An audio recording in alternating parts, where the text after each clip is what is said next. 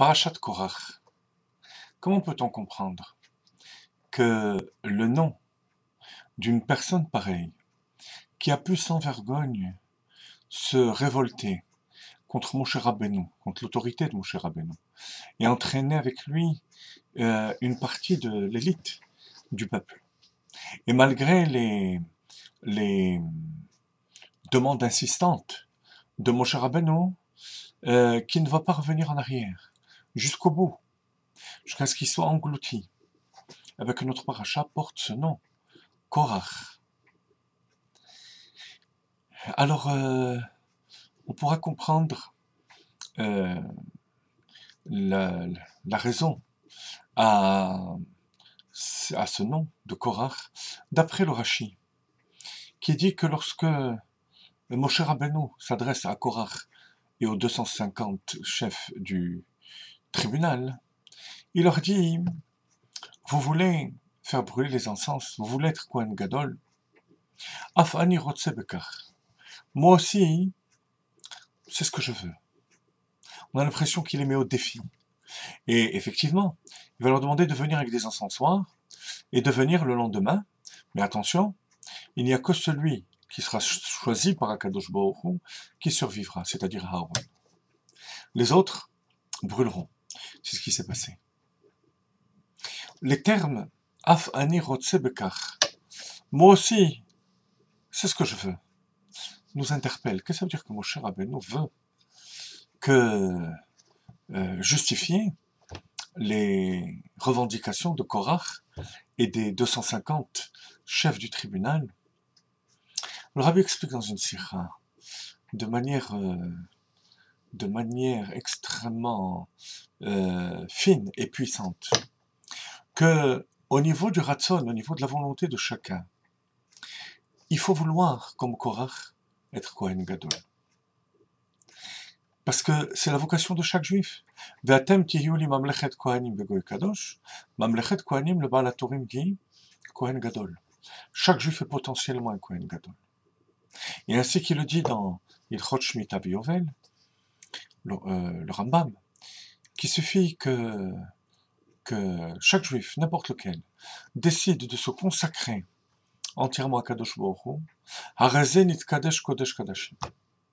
Il devient Kodesh Kadashim. Qu'est-ce que c'est Kodesh Kadashim? Le Saint des Saints. Kohen Gadol. Quelle était l'erreur dans ce cas-là de Korach? En quoi ses revendications n'étaient pas bonnes, étaient dramatiques?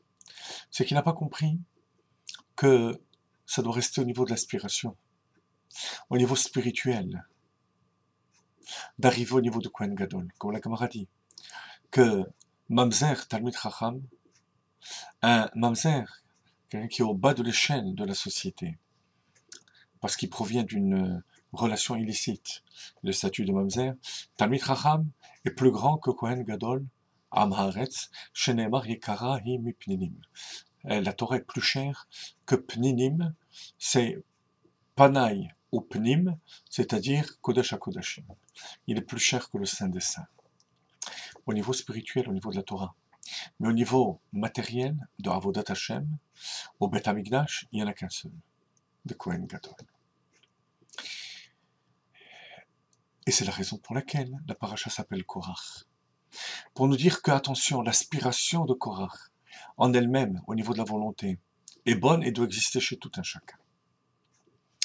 Pourtant, la paracha se finit de manière dramatique.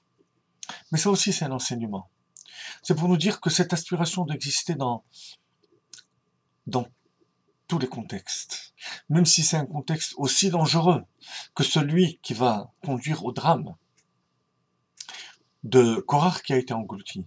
L'aspiration doit toujours rester. Vous voyez, on aurait pu penser que, pourquoi pas, cette aspiration est gentille et bonne lorsqu'il n'y a pas de risque. Lorsque la stature de Moshe Rabbeinu et du Tzaddik est tellement grande que personne ne peut penser prendre la place du Kohen Gadol, d'Aaron Kohen Gadol. Non, on nous dit que dans toutes les situations, dans tous les contextes, il faut être capable de garder cette aspiration intacte, et même dans des situations qui peuvent paraître tendre vers le dramatique. comme la situation de Korach.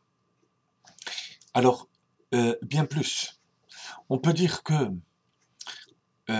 lorsqu'un juif est véritablement attaché à Moshe Rabbeinu, il est véritablement attaché au tzadikim, à Moshe et à Aaron, il doit réaliser que son aspiration passe par la suprématie du Kohen Gadol qui servait au sein des saints. Vous voyez?